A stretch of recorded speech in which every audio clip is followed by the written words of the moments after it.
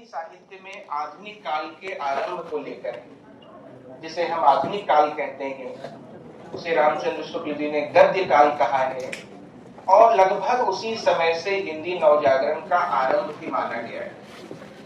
पर इन तीनों में यह बात कहीं न कहीं छूट जाती है कि आधुनिक होना आधुनिकीकरण की प्रक्रिया का फल होगा। तो वह आधुनिकीकरण की प्रक्रिया कब शुरू हुई? यदि हम सीधे 1850-1857 से हिंदी साहित्य का आधुनिक काल मान लें, तो उस पूरी प्रक्रिया को कहां ले जाएंगे? क्योंकि उसके पहले का समय तो रीतिकाल है। कहां ढूंढेंगे आप उस प्रक्रिया को?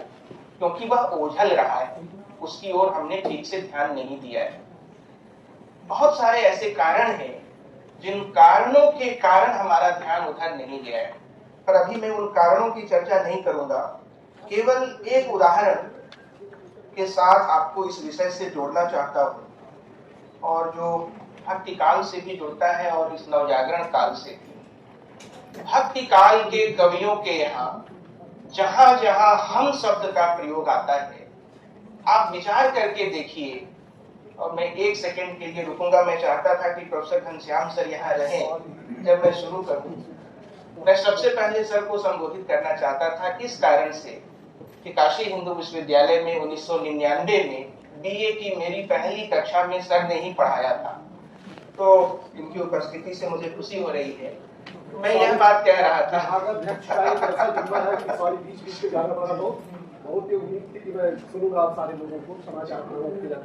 मैं यह कह रहा था कि भक्ति काल के कवियों के यहाँ जहां जहां हम शब्द का प्रयोग आता है, आप उसको अपने ध्यान में रखें। मसलन रैदास जब कहते हैं प्रभु जी तुम चंदन हम पानी, वह हम उसका विस्तार कहां तक हम कर सकते हैं?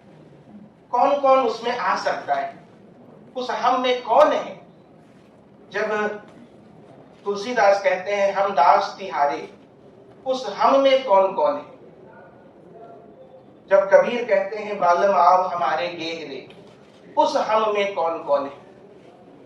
यह विचार करने का विषय है, क्योंकि वह हम वही हम नहीं है जो नवजागरण काल के भारतेंदु काल के चिंतकों की कविता में हम शब्द आता है। भारतेंदु की बहुत सारी कविताएं लगभग याद है लोगों को, पर बहुत सारी कविताएं इसी कारण से लोगों ने पढ़ना छोड़ दिया है कि उनकी बहुत सारी कविताएं याद है। उन्होंने बहुत कुछ पद भी लिखे हैं। ऐसे एक पद में कहते हैं, नाथ तुम अपनी ओर निहारो, हमारी ओर न देखो प्यारे, निज गुण ज्ञान विचारो। और आगे की पंक्तियां हैं। पर वहां जिस हमरी शब्द में, उसकी व्याप्ति में जितने समाई है, जितने लोगों की उसमें जगह है, यह वही जगह, उतनी जगह भक्ति काल के कवियों के हम में नहीं है। मैं ये बात कहना चाह रहा था। जब वो कहते हैं आवहु रोबहु मिली सब भारत भाई, उस भाई में जो हम का विस्तार है वह वही हम नहीं है। यानी एक जो छोटी छोटी अस्मिताओं का उभार था, एक जो छोटी छोटे पारस्परिक अस्मिताएं थी, कवियों के यहाँ पहले से चली आ रही थी। हमारे यहाँ जिन्हें हम नवजागरण कहते हैं, कुछ लोगों ने उसे कथित नवजागरण कहा है, तथा कथित नवजागरण कहा है।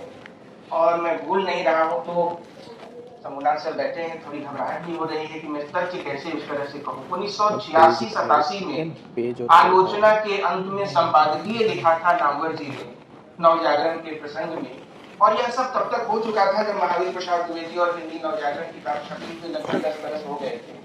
उसमें उन्होंने साफ शब्दों में लिखा, यह साहित्यिक नवजागरण था। पर गौर करने की जरूरत है। जिस अर्थ में हम नवजागरण को आज इस घड़ी ले रहे हैं, वह केवल साहित्यिक नवजागरण नहीं है। पर उस समय तो नामवर जी उसे केवल साहित्यिक नवजागरण कह रहे थे। बाद में और भी प्रसंगों में उन्होंने ऐसे तर्क दिए।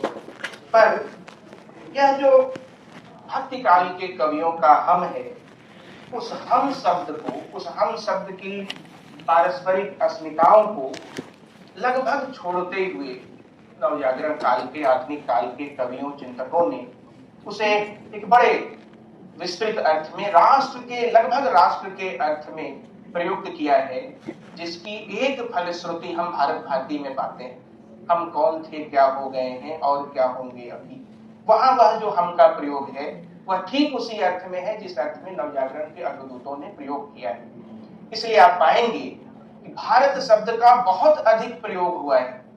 सारे हिंदी नवजागरण के अग्रदूतों ने इस शब्द का प्रयोग किया है, अपनी रचनाओं के शीर्षक भारत शब्द से जोड़ते हुए रखे हैं, कविताएं लिखी हैं, चिंता व्यक्त की है।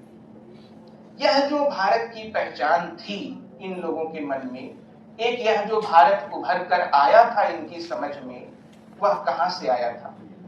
यदि वह पहले के कवियों के यहाँ नहीं था तो आया कहां से? इस समस्या को जब हम एड्रेस करते हैं, जब विचार करते हैं, तब हमें फिर से उस समस्या की ओर लौटना पड़ता है कि वह आधुनिकीकरण की प्रक्रिया कब प्रारंभ हुई जिसका फल आधुनिक काल हुआ। कुछ ऐसे इतिहासकार हुए हैं, मसलन लक्ष्मी सागर वार्ष्णेय का इतिहास यदि आप देखें तो उन्होंने 1800 ईस्वी से लेकर 1850 ईस्वी तक के समय को कोई और नाम उपयुक्त न पाकर केवल ब्रिटिश काल कहा है। उनके मन में भी यह चिंता थी कि यह नाम रखें या न रखें, पर सीधे सीधे उस समय कोई और उपयुक्त नाम के अभाव में उन्होंने उसे ब्रिटिश काल कहा। लक्ष्मी सागर वार्ष्णेय ऐसे व्यक्ति हैं जिन्होंने बहुत लंबे समय तक फोर्ट विलियम कॉलेज और उससे जुड़े हुए दस्तावेजों का अध्ययन किया, उससे जुड़े हुए विद्वानों की किताबों का अध्ययन किया, उसके संस्करण तैयार किए। इसलिए वह जानते थे कि यह एक समस्या है जिसका समाधान करना जरूरी है। यह जो 1800 से लेकर 1850 तक का हमारा समय है वह बहुत महत्वपूर्ण है, क्योंकि उसी समय ने, उस समय की गतिविधियों ने, उस समय के बौद्धिक विमर्शों ने हिंदी नवजागरण की आधार भित्ति तैयार की थी। यह वही समय है जिसने एक भारत का मानचित्र लोगों के मन में रखा था कि यह भारत है, और फिर उस भारत के जागरण की चिंता हुई। पर उस जागरण से भी पहले जब नवजागरण संबंधी चिंताएं व्यक्त की गई, पुस्तकें लिखी गई, निद्रा की चर्चा हुई है साहित्य में, मोह निद्रा, एमनेसिया जिसे कहते हैं अंग्रेजी में। यह पुरानी बात है, जागरण पर तो बाद में लोग आए हैं। देखिए एक उदाहरण जैसे मेरे पास है, नवंबर 1931 के विशाल भारत में हजारी प्रसाद द्विवेदी का एक निबंध छपा है, बंगाल की एशियाटिक सोसाइटी और हिंदी, यह शीर्षक है उसका। उसमें लिखते हैं हजारी प्रसाद द्विवेदी 1931, ये दोनों बातें याद रखिएगा, तब तक उनका इतिहास नहीं आया था। भारतवर्ष के उन राजाओं, कवियों और धर्म प्रवर्तकों के नाम भी उस समय लोग भूले हुए थे, जिनके नाम पर आज वर्तमान भारतवर्ष गर्व करता है। उस समय कर्मकांड की विधियों तक ही वेद का अध्ययन सीमित था। सिद्धांत कौमुदी और शेखर या महाभाष्य तक ही संस्कृत की सीमा थी। अवच्छेद का विच्छिन्न के जटिल जाल में दर्शन शास्त्र उलझा हुआ था। पुराणों की कथाओं तक इतिहास की दौड़ थी। एक मोह निद्रा सी छाई हुई थी। ये हजारी प्रसाद द्विवेदी के शब्द हैं 1931 में। यह वही मोह निद्रा है जिसके जागरण का उद्घोष हम सब नवजागरण संबंधी विमर्श के अंतर्गत करते रहे। अब यह जो लगभग 50-60 वर्षों का समय है, 1800 से मोटे तौर पर 1850 का कालखंड है, इसमें एक बड़ी संस्था तो है, बहुत काम हुआ है, इसको दोहराव ही समझिएगा, फोर्ट विलियम कॉलेज। कई तरह से उस कॉलेज की गतिविधियों पर, उस कॉलेज की कहें कि मंशा पर, उस कॉलेज की उपलब्धियों पर चर्चा हो चुकी है। देश विदेश में विभिन्न भाषाओं में पर्याप्त निष्कर्ष निकाले जा चुके हैं। फिर भी पिछले दिनों जब वसुधा डालमिया की किताब आती है भारतेंदु हरिश्चंद्र पर, उसकी भूमिका में साफ शब्दों में कहती है, मैं फिर कह रहा हूं कि यह सब फोर्ट विलियम कॉलेज के इर्द गिर्द जुड़े हुए विमर्श हो जाने के बावजूद वसुधा डालमिया जो खुद लंदन में है, वह लिखती है, a balanced critical reappraisal of the orientalist endeavour still awaits the enterprise of future scholars। कमी तो है उनकी नजर में, अब तक जो ओझल रहा है उसकी चिंता उनके मन में भी है।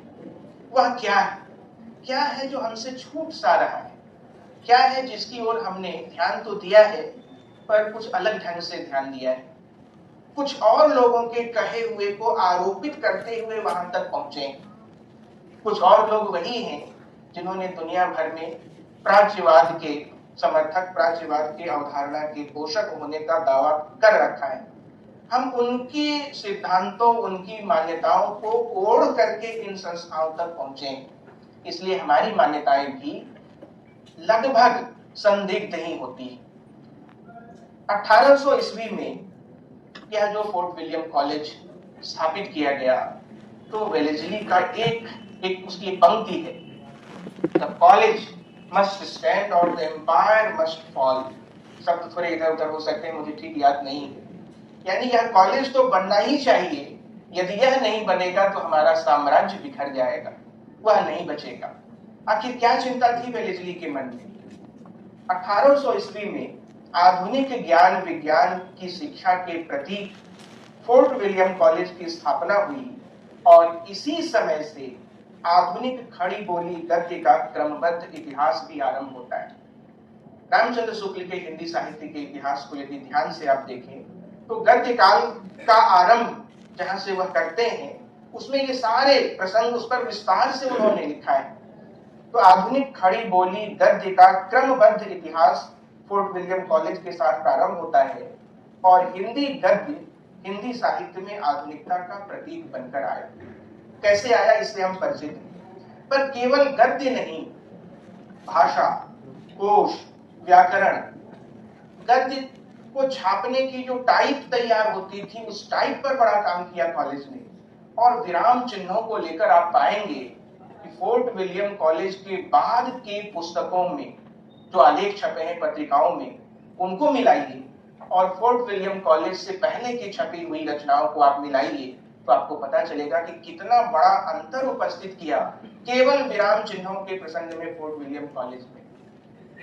एक फोर्ट विलियम कॉलेज में 30 वर्ष तक पढ़ाया तारिणी चरण मित्र ने, उनका नाम हम नहीं लेते, पर तारिणी चरण मित्र ने वहां विलियम प्राइस के कहने से या उनके सहयोग से एक सिलेक्शन तैयार किया, हिंदी एंड हिंदुस्तानी सिलेक्शंस नाम से।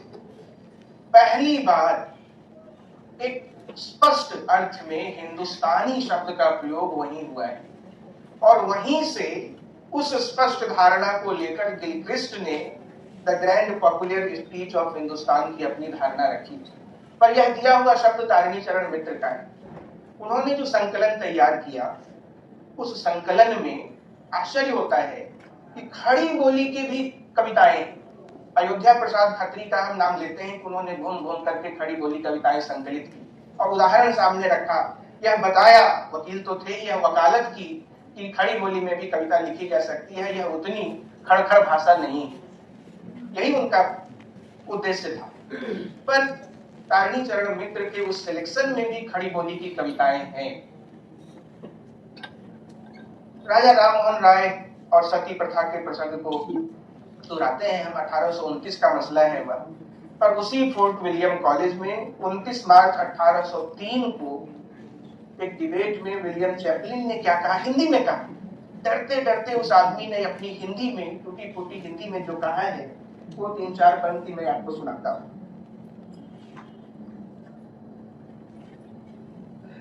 कहा है 1803 के उस कॉलेज के वाद विवाद में विलियम चैपलिन ने, सती होने की रीति हिंदुओं में अपने पति के साथ भलमनसी और माया के चलन से बाहर है। हे महाराजों, मेरी बुद्धि से तो यही रीति प्रसिद्ध साच ही जानी जाती। धर्म तो किनारे गया, प्रसिद्ध साच, इसे ओझल नहीं किया जा सकता। कल बात हो रही थी कि उन सब लोगों ने हमारे धर्म ग्रंथों को फिर से पढ़ा, वहां से प्रमाण जुटाए और फिर हमारे यहाँ की जो जिसको पॉलिटी कहते हैं, हिंदू राज व्यवस्था, उसको तैयार करवाया। पर यह आदमी तो ठीक ठीक कह रहा है कि यह तो एक प्रसिद्ध लोक रीति, प्रसिद्ध साच ही जानी जाती है और यह भी निश्चय कर जानता हूं, और वो सारे प्रसंग। बहुत गौर करने की बातें हैं कि वह व्यक्ति जिस भाषा में, जिस समझदारी के साथ 1803 में यह प्रसंग उठा रहा है, उसकी क्या मंशा रही हो? क्या वह साम्राज्यवादी मंशा से यह बात कह रहा था? नहीं कह रहा था। इसलिए जिस लेख की मैं चर्चा कर रहा था अभी, हजारी प्रसाद द्विवेदी के आलेख की, उसे तो आप खोज कर देखिएगा ही। यह एक और लेख देखिएगा, महावीर प्रसाद द्विवेदी को ही केंद्र में रखकर रामविलास जी ने हिंदी नवजागरण का अपना पूरा विधान तैयार किया है। इसलिए उसकी कुछ सीमाएं भी सामने आती रही हैं, और उन सीमाओं को ही हम सब लोग नवजागरण के विशेषज्ञ बैठे हैं, उनकी उपस्थिति में मैं भी डरते डरते यह बात कह रहा हूं। इस पूरे नवजागरण विमर्श का परिणाम क्या निकला है, आज हमारे हाथ में क्या है? ये जो 50 वर्षों का विमर्श रहा है, उसका क्या हासिल है हमारे पास? उसका एक हासिल है कि महाराष्ट्र का नवजागरण अलग था, तमिलनाडु का नवजागरण अलग था, हिंदी प्रदेश का नवजागरण अलग था, जिसमें 1857 की महती भूमिका थी। पर इस हासिल से यदि हम इसी की तुलना भक्तिकालीन परिवेश से करें, तो क्या दक्षिण भारत का वह जो आंदोलन उभरा, वह वही था जो उत्तर तक आते आते उसका सामंजस्य हुआ, समंजन हुआ, बहुत सारी नई चीजें उसमें मिलती गई। तो नवजागरण संबंधी यह जो अलग अलग समझदारी है, उसका एक बड़ा कारण तो महावीर प्रसाद द्विवेदी को केंद्र में रखना है। उससे वह कभी अलग नहीं हो पाए, लिखा है, सब लोगों ने जानते हैं। पर उन्हीं महावीर प्रसाद द्विवेदी का लिखा हुआ लेख जरूर पढ़िए, सरस्वती पत्रिका में जून 1908 में छपा है। विलियम जोन्स ने कैसे संस्कृत सीखी, पढ़कर देखिए।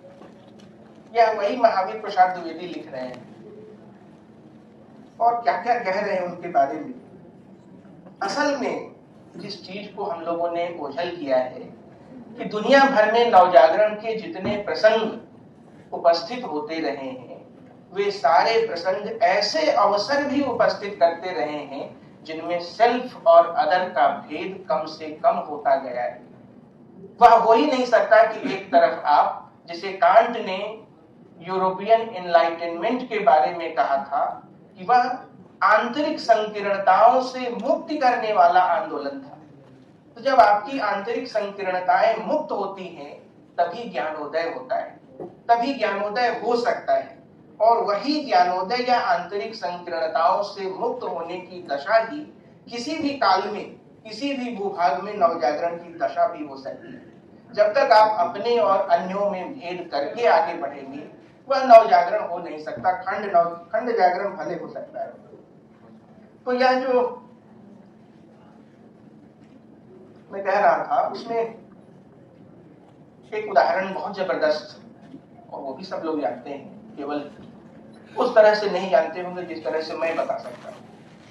मैक्स मुलर एक बड़ा नाम है, उस पर भी बहुत आक्षेप लगाए गए हैं। पिछले दिनों दुनिया भर की एकेडमिया ने हमला किया है। पर मैक्स मुलर कैसे बना मैक्स मुलर?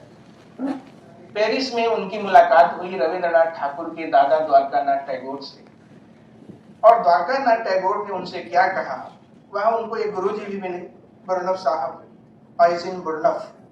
पर जब द्वारकानाथ जी से उनकी मुलाकात हुई, तो उन्होंने मैक्स मुलर से कहा कि आपको उसी तरीके से हमारा संगीत समझने की कोशिश करनी चाहिए जिस तरह हम आपका संगीत समझने की कोशिश करते हैं। आप पाएंगे कि वहां भी उसी तरह सुर और ताल का समन्वय मौजूद है जिस प्रकार की आपके संगीत में। आप हमारे काव्यशास्त्र, हमारे धर्मशास्त्र और हमारे दर्शन शास्त्र का अध्ययन कीजिए, फिर आपको पता चलेगा कि हम बर्बर और नीच नहीं हैं, बल्कि आपको अप्राप्य का आभास मिलेगा, शायद उसे समझने की अंतर्दृष्टि भी मिलेगी।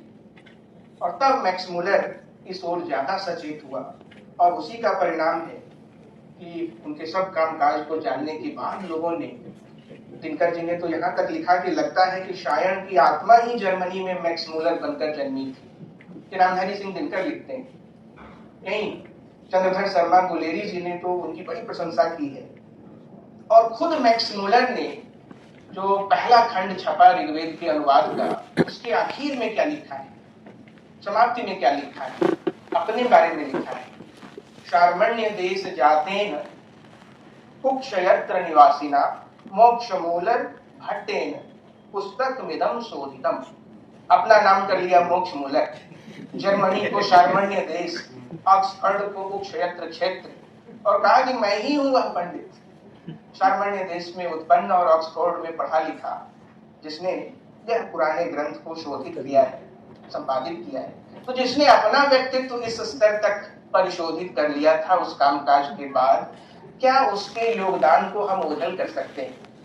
कुल मिलाकर मैं यह कहना चाह रहा था कि जिसको, अच्छा इसका एक और भारी महत्व यह है, जिसकी ओर भी कम ध्यान दिया है, उनके उसी कामकाज को ध्यान में रखकर ये जो आर्य शब्द का प्रयोग होने लगा है, इतिहास के लोग ज्यादा बेहतर बता पाएंगे।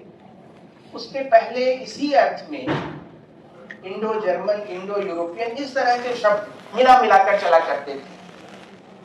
मैक्स मूलर के उस कामकाज के बाद भाषा विज्ञान के क्षेत्र में और फिर धीरे धीरे समाज विज्ञान, साहित्य और हर क्षेत्र में यह जो आर्य धारणा है, आर्य शब्द है, उसकी परिव्याप्ति दिखाई पड़ती है। एक हो जाना, हम सब एक ही, या इसके मूल में निहित था। तो यह जो 50 वर्ष का इतिहास है हमारा, उसे जाने समझे बिना, उसके अंतः संबंध को उद्घाटित किए बिना न तो हम हिंदी साहित्य के आधुनिक काल पर ठीक से विचार कर सकते हैं। हिंदी नवजागरण के आरंभ, ये संक्रमण काल है ना, कालखंडों के बीच एक बड़ा कालखंड ऐसा होता है जिसमें कोई भी प्रवृत्ति मुखर नहीं होती। कुछ प्रवृत्तियां शिथिल पड़ती जा रही होती हैं और उनकी जगह कुछ नई प्रवृत्तियां आकार ले रही होती हैं। जैसे ही वह नई प्रवृत्ति मुखर हो जाती है, कालखंड बदलता है, पर इसमें एक समय लगता है। तो इसीलिए रीतिकाल के ठीक बाद आधुनिक काल मान लेना, यह एक समस्या है हिंदी साहित्य के इतिहास की। इसे सुलझाए बिना, और उस, मैं तो कहता हूँ रॉयल एशियाटिक सोसाइटी और उसके पहले से भी जिन लोगों ने इस ओर ध्यान देना शुरू किया था, बहुत बड़ा आरोप हम लगाते हैं कि इन लोगों के कामकाज के कारण ओरिएंटल डिस्पोटिज्म की धारणा आई। ऐसा नहीं, उसके पहले के 400-500 साल के जो ट्रेवलॉग्स लिखे गए, यात्रियों के जो यात्रा विवरण मिलते हैं, उनकी बड़ी भारी भूमिका है उस धारणा के विस्तार में। तो इन लोगों के कामकाज को हिंदी साहित्य के आरंभ और हिंदी साहित्य के विकास, हिंदी गद्य के विकास और भक्ति काल और आधुनिक काल के बीच के सेतु के रूप में जब हम मूल्यांकित करेंगे तो थोड़ी ठीक ठाक हमारी समझ बनेगी। आज इतना ही, बहुत बहुत धन्यवाद।